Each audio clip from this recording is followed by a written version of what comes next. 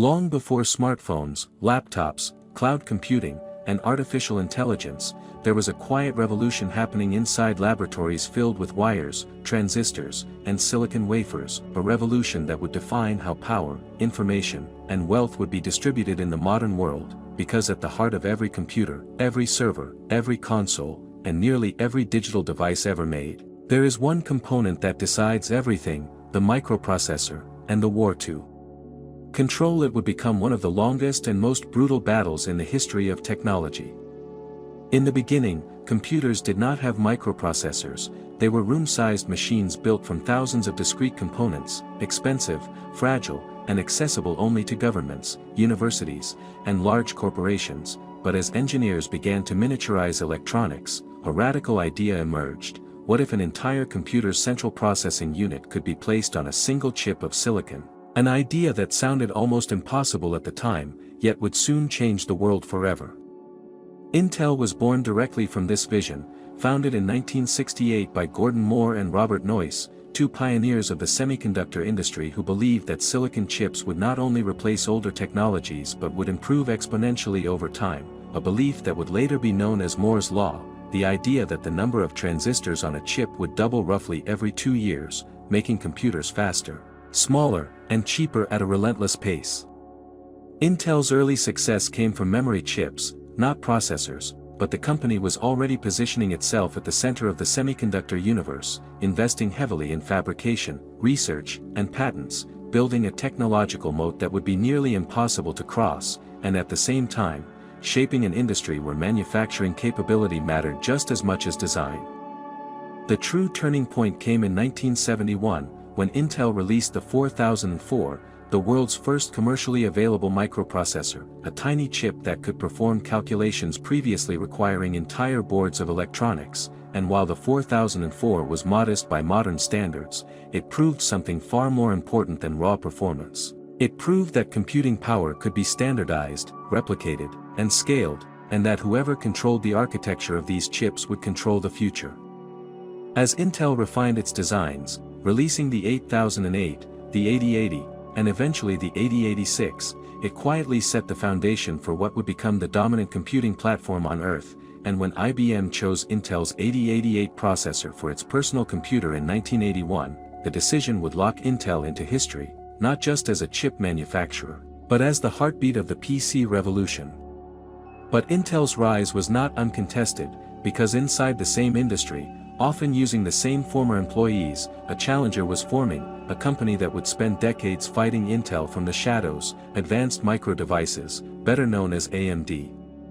AMD was founded in 1969, just 1 year after Intel, and in its early years, it was not seen as a revolutionary force but as a second-source manufacturer, a company that produced compatible chips for larger players, including Intel itself, under licensing agreements that allowed competition while ensuring supply stability. But this relationship planted the seeds of future conflict, because AMD learned Intel's designs, manufacturing techniques, and business strategies from the inside. As the PC market exploded in the 1980s and 1990s, Intel became increasingly aggressive in defending its dominance, not just through innovation, but through contracts, pricing strategies, and legal pressure, while AMD fought for survival, reverse engineering compatible processors, navigating patent minefields, and constantly reinventing itself to stay alive in a market designed to crush challengers. This was not just a technical rivalry, it was a war of ecosystems, because Intel was not selling chips alone, it was selling certainty to manufacturers, software developers, and governments, while AMD had to prove, again and again, that compatibility did not mean inferiority, and that competition mattered in a world where one company was becoming too powerful. As you watch this story unfold, remember that the processor inside your device today is the result of decades of conflict, lawsuits, espionage accusations, breakthroughs, failures, and near collapses, and if you find this kind of hidden technology history interesting, this is a great moment to like the video, subscribe to the channel, and leave a comment, because these wars are happening all around us, often unseen, yet they decide the world we live in. In the next phase of this story, Intel will tighten its grip on the market, AMD will push back with radical architectural ideas, and the balance of power will begin to shift in ways no one expected, turning a quiet rivalry into an open war that would shake the entire tech industry. As the personal computer became a global standard in the 1990s, Intel's position shifted from dominant to overwhelming, because the company was no longer just supplying processors, it was shaping the entire ecosystem around them, dictating standards, influencing motherboard designs, optimizing software, and aligning itself with operating systems in ways that made Intel not simply a choice, but the default, and in many cases, the only option that manufacturers felt safe adopting. The phrase, "Intel Inside," became one of the most successful marketing campaigns in corporate history, turning an invisible component into a global brand, and while consumers rarely understood what a CPU actually did, they learned that Intel meant quality, compatibility, and safety, while AMD was framed as the alternative, the cheaper option, the riskier bet, even when performance differences were minimal or non-existent. Behind the scenes, however, the war was intensifying, because Intel was using its power not only to innovate, but to protect its dominance through aggressive business practices, offering rebates, discounts, and incentives to computer manufacturers on the condition that they limited or completely avoided using AMD processors, a strategy that would later become the center of massive antitrust lawsuits around the world. AMD, meanwhile, was fighting on multiple fronts at once, struggling with manufacturing costs, lower margins, and the constant pressure of staying compatible with Intel's instruction sets, yet this pressure forced AMD to take risks that Intel did not need to take, leading to bold architectural decisions that would change the industry.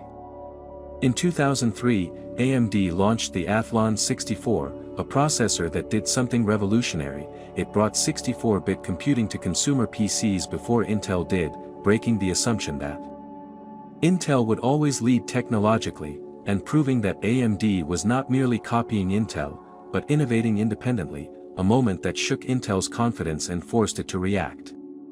This period marked one of the few times in the rivalry when AMD clearly outpaced Intel in performance and vision, and for a brief window, the balance of power shifted. Enthusiasts, gamers, and professionals began to see AMD as the superior choice, not just the cheaper one, and if you lived through this era, this is the moment where you should absolutely drop a comment below and say which side you were on, because this rivalry wasn't theoretical, it was personal.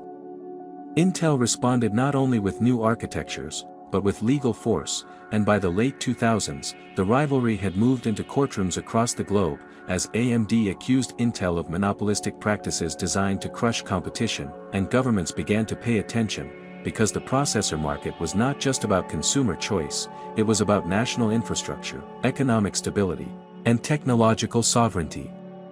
In 2009, Intel agreed to pay AMD $1.25 billion to settle antitrust disputes, without admitting wrongdoing, a staggering sum that reflected just how serious the allegations had become, and while this settlement did not dismantle Intel's dominance overnight, it cracked the image of invincibility the company had carefully built. Yet even as AMD won in court, it faced an existential crisis, because competing with Intel required enormous capital, cutting-edge fabrication plants, and constant innovation, and AMD simply could not sustain that burden alone, leading to one of the most painful decisions in its history, the decision to spin off its manufacturing division, effectively giving up control of its own factories. This move transformed AMD into a fabless company, dependent on external manufacturers, a risky strategy that many believed would end the rivalry for good, because without control over manufacturing, how could AMD ever compete with Intel's vertical integration and technological scale?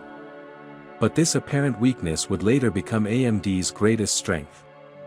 And as the next chapter of this war unfolds, a new generation of leadership, a radical architectural gamble, and a shift in manufacturing philosophy will redefine the balance of power once again, setting the stage for one of the most dramatic comebacks in technology history.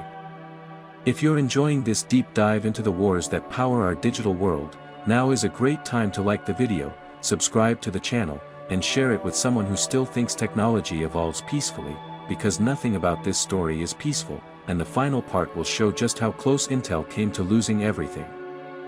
By the early 2010s, the rivalry between Intel and AMD looked, on the surface, almost decided, because Intel still dominated the PC market, controlled its own fabrication plants, and operated at a scale that few companies in human history could match, while AMD appeared weakened, financially strained, and dangerously close to irrelevance, yet beneath this apparent imbalance, the conditions for a dramatic reversal were quietly forming.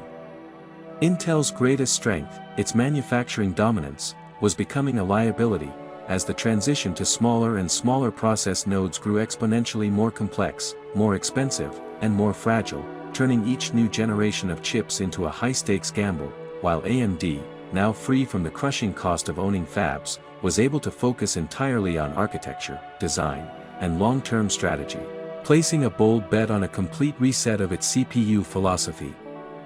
That reset arrived in 2017 with the launch of Zen, an architecture that was not merely an incremental improvement, but a fundamental rethinking of how processors could be designed, scaled, and manufactured, and for the first time in over a decade, AMD delivered chips that were not only competitive, but superior in performance per dollar, core count, and efficiency, forcing Intel into a defensive position it had not occupied in years.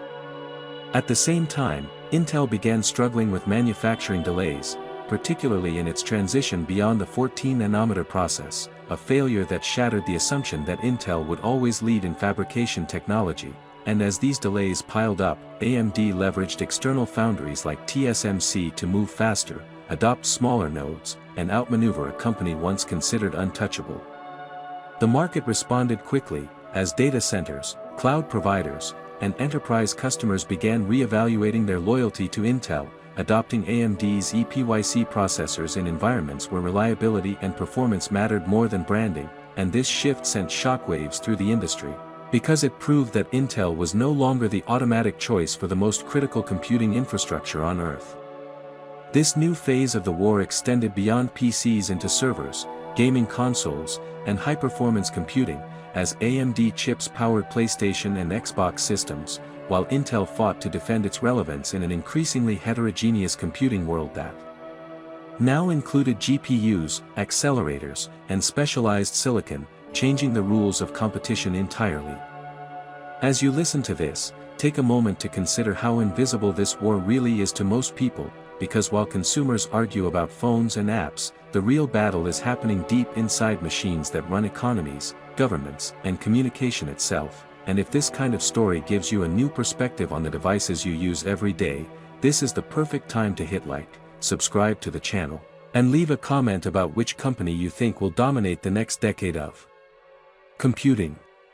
Today, the war is far from over, because Intel is restructuring, investing billions in new fabrication plants, and attempting to reclaim leadership, while AMD continues to refine its architecture-driven strategy, and both face new challengers from ARM-based designs, custom silicon, and artificial intelligence accelerators, turning the future of computing into a multi-front conflict unlike anything seen before.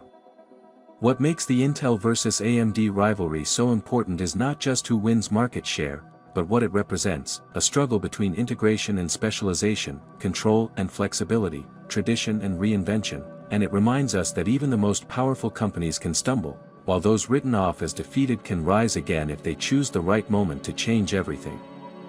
The chip that runs the world is not defined by a single company, it is shaped by competition, pressure, and conflict, and as long as computing remains central to human progress, this war will continue, evolving silently beneath the surface of modern life, unseen by most, yet influencing all of us.